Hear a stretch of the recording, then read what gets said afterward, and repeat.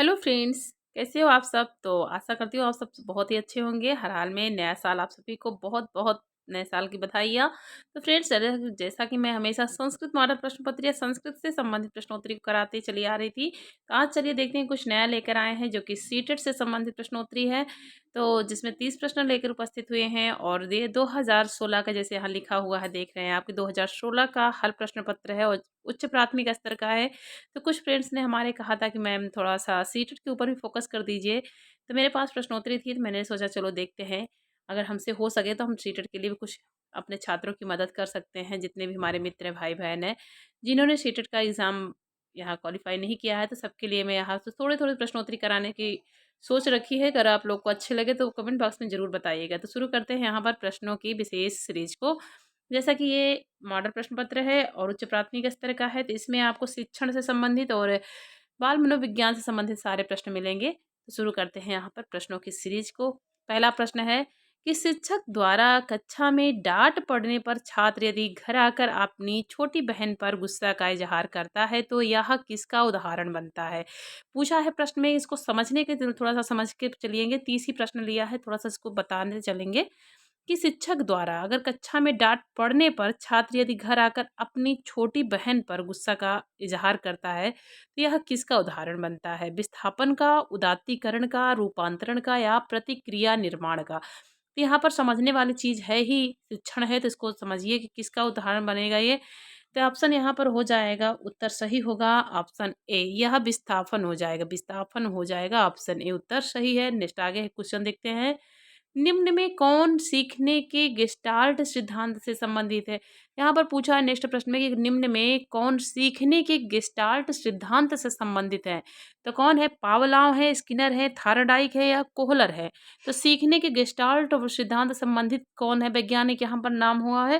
तो ऑप्शन यहाँ पर सीखने सूझ का सिद्धांत भी दिया था कोहलर ने, जो कि एक वनमानुष पर किया था। तो डी उत्तर ऑप्शन यहाँ पर सही हो जाएगा, कोहलर हो जाएंगे। नेक्स्ट आगे है क्वेश्चन। भाषा का वह घटक जो ध्वनि की गति के अनुक्रम संचालन एवं उसकी रचना से संबंधित नियम की चर्चा करता है उसे क्या कहते हैं। पूछा है कि भाषा का वह घटक जो ध्वनि की गति के अनुक्रम संचालन एवं उसकी रचना से संबंधित नियम की चर्चा करता है उसे क्या कहते हैं। तो यहाँ पर कौन सा ऑप्शन सही हो जाएगा, अर्थ विज्ञान, व्याकरण, स्वर विज्ञान या इनमें से कोई नहीं। तो तीन में उत्तर हो जाएगा कौन सा, सही ऑप्शन हो जाएगा सी, स्वर विज्ञान हो जाएगा। भाषा का वह घटक जो ध्वनि की गति के अनुक्रम संचालन एवं उसकी रचना से संबंधित नियम की चर्चा करता है उसे स्वर विज्ञान कहते हैं। उसे क्या कहते हैं, स्वर विज्ञान कहते हैं। नेक्स्ट आगे क्वेश्चन। एग्जाम में जो भी प्रश्न है तो उसको पहले 4 बार या 2 बार जरूर पढ़िएगा, तभी उस पर टिक करिएगा, क्योंकि बिना पढ़े यहाँ समझ में कुछ नहीं आएगा। क्योंकि सीटेट का है तो उससे प्रश्न ज़्यादा बड़े बड़े होते हैं, तो पहले उसको पढ़कर समझने की स्थिति रखिए, उसके बाद उसको देखिए। फिर नेक्स्ट क्वेश्चन देखते हैं आगे। वुडवर्थ वुडवर्थ के अनुसार स्मृति का आयाम कौन सा नहीं है। तो वुडवर्थ के अनुसार पूछा है कि स्मृति का आयाम नहीं है धारण करना, पुनः स्मरण करना, पहचानना या तर्क करना। तो 4 में ऑप्शन डी हो जाएगा, तर्क करना, जो कि वुडवर्थ के अनुसार स्मृति का आयाम नहीं है। धारण कर सकते हैं, पुनः स्मरण कर सकते हैं, पहचान सकते हैं, लेकिन इस सबसे स्मृति आपको याद आती है, याददाश्त आ सकती है, लेकिन तर्क करना जो कि इसमें नहीं शामिल है। ऑप्शन डी उत्तर सही होगा। नेक्स्ट आगे है क्वेश्चन। टीएटी टीएटी द्वारा बनाया गया था। टीएटी द्वारा किसके द्वारा ये बनाया गया था, रोसार्क, आलपोर्ट, मैस्लो, मरे। तो 5वें ऑप्शन डी उत्तर हो जाएगा। यहाँ पर टीएटी परीक्षण किसके द्वारा किया गया था, तो मरे के द्वारा किया गया था। मरे या मॉर्गन जो भी नाम था, एक वैज्ञानिक का नाम था, मैं पढ़ी थी, थोड़ा सा बहुत दिन हो गया पढ़े तो दिमाग से उतर जा रहा है। डी उत्तर यहाँ पर सही हो जाएगा। आगे नेक्स्ट आगे देखते हैं क्वेश्चन को। नेक्स्ट क्वेश्चन है, लक्ष्य निर्देशित व्यवहार में बाधा आना क्या कहलाता है। तो पूछा है कि लक्ष्य निर्देशित व्यवहार में बाधा आना क्या कहलाता है।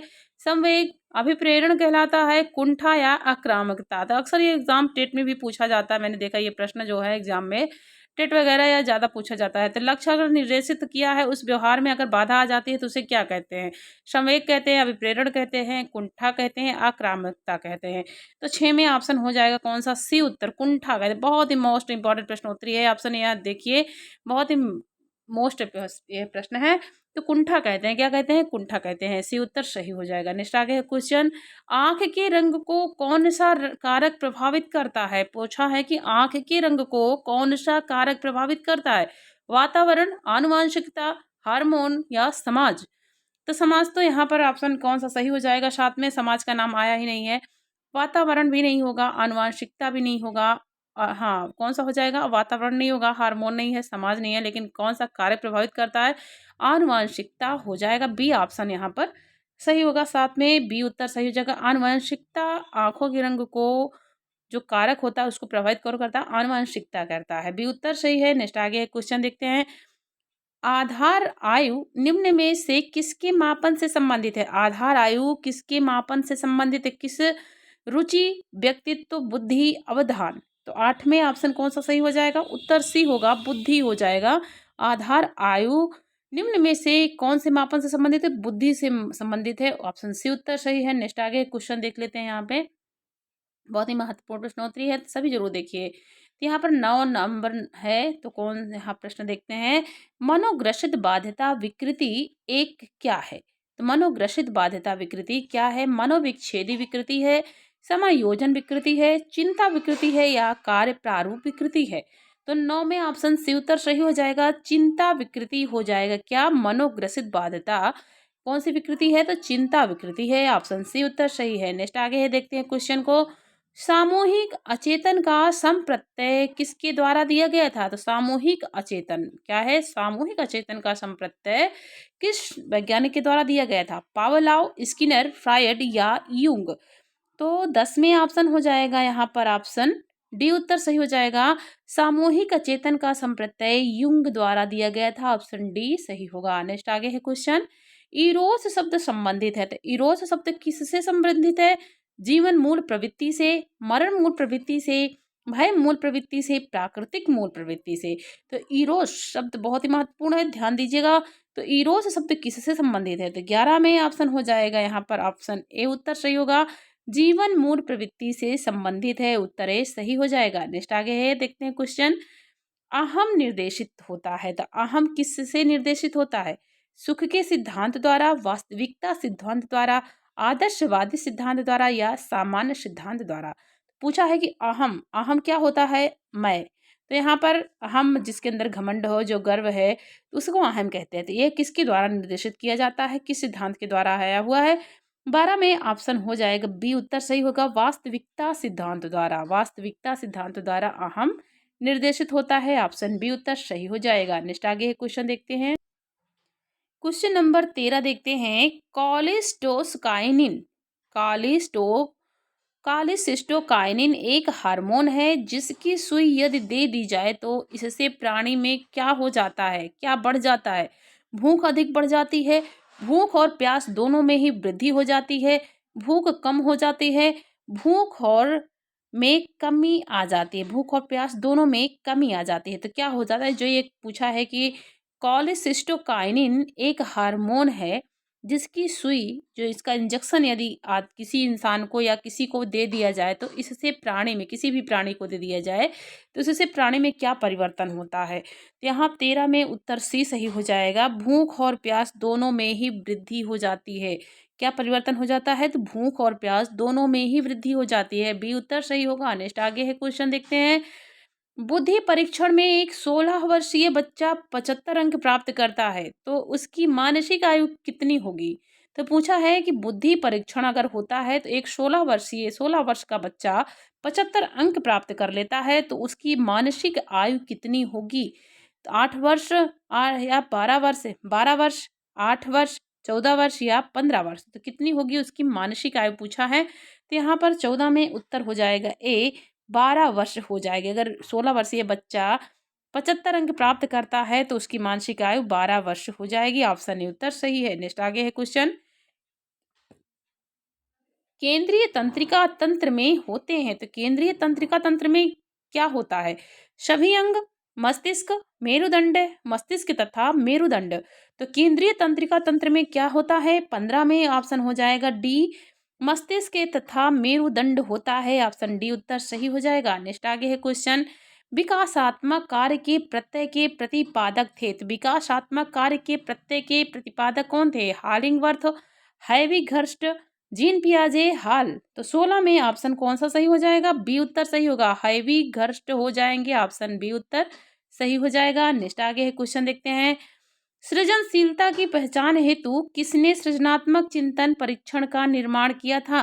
तो सृजनशीलता की पहचान हेतु किसने सृजनात्मक चिंतन परीक्षण का निर्माण किया? मैरीफील्ड, टोरेंस, कोलम्ब्रूश, केंट। तो 17 में ऑप्शन हो जाएगा बी, टोरेंस ने किया था। किसने सृजनात्मक चिंतन परीक्षण किसके द्वारा किया गया है? टोरेंस के द्वारा, टोरेंस के द्वारा। बी उत्तर सही हो जाएगा। नेक्स्ट आगे है क्वेश्चन।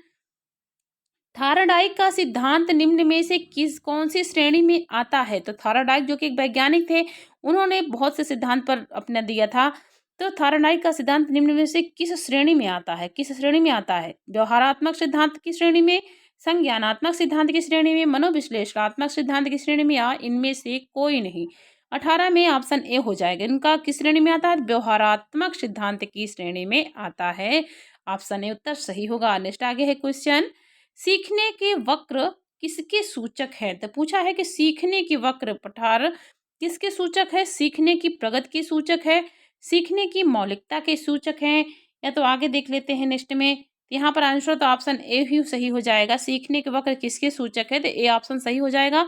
सीखने की प्रगति के सूचक हैं। ऑप्शन ए उत्तर सही हो जाएगा। बाकी इसका नेक्स्ट यहाँ पर दिया गया है, उससे कोई मतलब नहीं है। तो आगे नेक्स्ट देखते हैं क्वेश्चन को हम।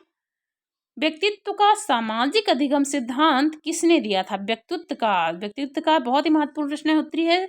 व्यक्तित्व का सामाजिक अधिगम सिद्धांत किसने दिया था? बंडूरा और वाल्टर ने, डार्लट और मिलर ने, कार्ल रोजर्स या युंग ने।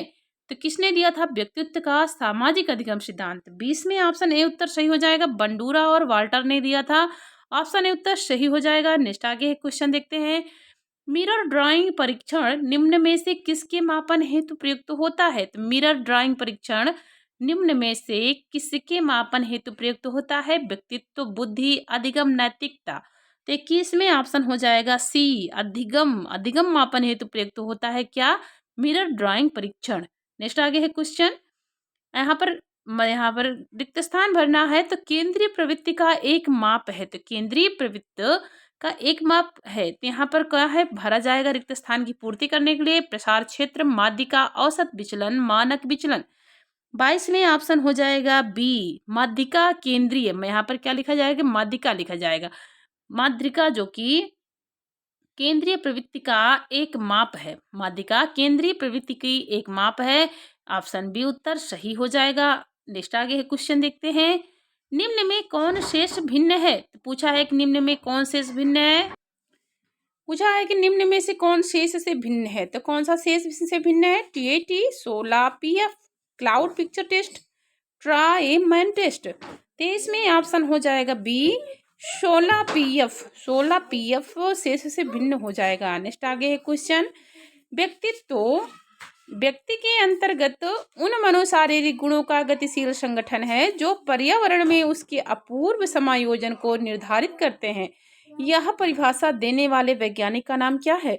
व्यक्तित्व व्यक्ति के अंतर्गत उन मनोशारीरिक गुणों का गतिशील संगठन है जो पर्यावरण में उसके अपूर्व समायोजन को निर्धारित करते हैं। यह परिभाषा किसने दी है? यमयलमन, यस फ्रायड, जे.डब्ल्यू. आलपोर्ट, जी. एडीशील्ड।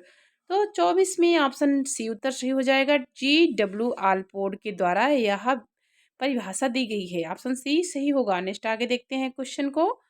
सीखने में पलायन आधारित है। तो यहाँ पर क्वेश्चन भी दे दिया गया है। सीखने में पलायन किस पर आधारित है? सकारात्मक पुनर्बलन पर, नकारात्मक पुनर्बलन पर, विलंबित पुनर्बलन पर, पुनर्बलन की निष्क्रियता पर। तो 25 में ऑप्शन हो जाएगा बी, यहाँ पर नकारात्मक पुनर्बलन पर हो जाएगा। सीखने में पलायन किस पे आधारित है? नकारात्मक पुनर्बलन पर आधारित है। नेक्स्ट आगे क्वेश्चन देखते हैं। यहाँ भी रिक्त स्थान को पूर्ति करना है। तो कौन सा ऑप्शन सही हो जाएगा? देखते हैं, पूरा पढ़ते हैं।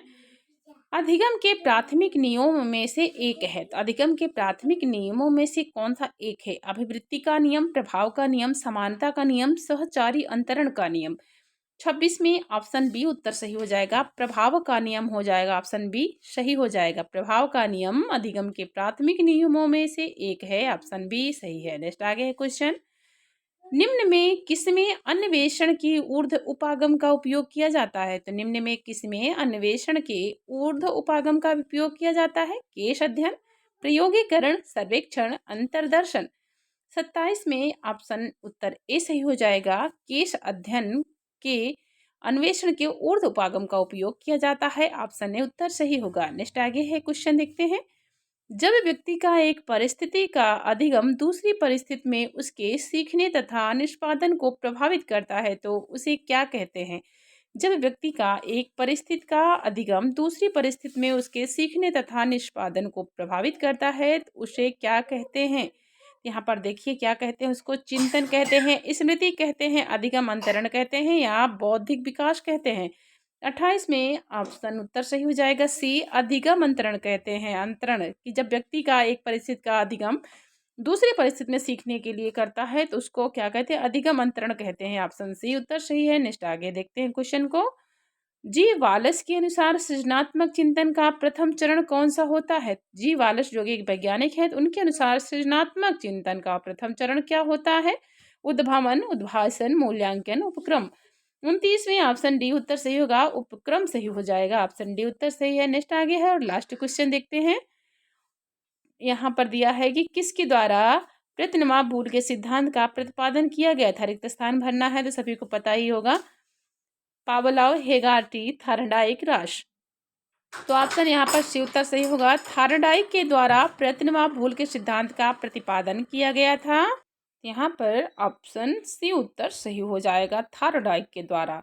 तो मित्रों मैंने 30 प्रश्नों की सीरीज कराई है जो कि शिक्षण अधिगम सिद्धांत से संबंधित है और यह हल प्रश्न पत्र है 2016 का उच्च प्राथमिक स्तर का। तो सभी मित्र देखिएगा और पसंद आए तो कमेंट बॉक्स में ज़रूर कहिएगा। तो इसके आगे भी मैं प्रश्नोत्तरी कराऊंगी, नहीं तो मेरा संस्कृत का ही चलता है। मैं तो सबके कहने पर 2-4 लोगों ने कहा कि मैम थोड़ा सीटेट के लिए भी फोकस करिए, तो मैंने सोचा चलो ठीक है, 1 वीडियो 2 वीडियो मैं बना के देखती हूँ। अगर आप लोग की इच्छा होगी तो फिर आगे भी मैं ऐसे वीडियो बना दूंगी। तो आप सभी मित्र ज़रूर देखिएगा, पढ़ते रहिए। सभी मित्रों को नमो नमः।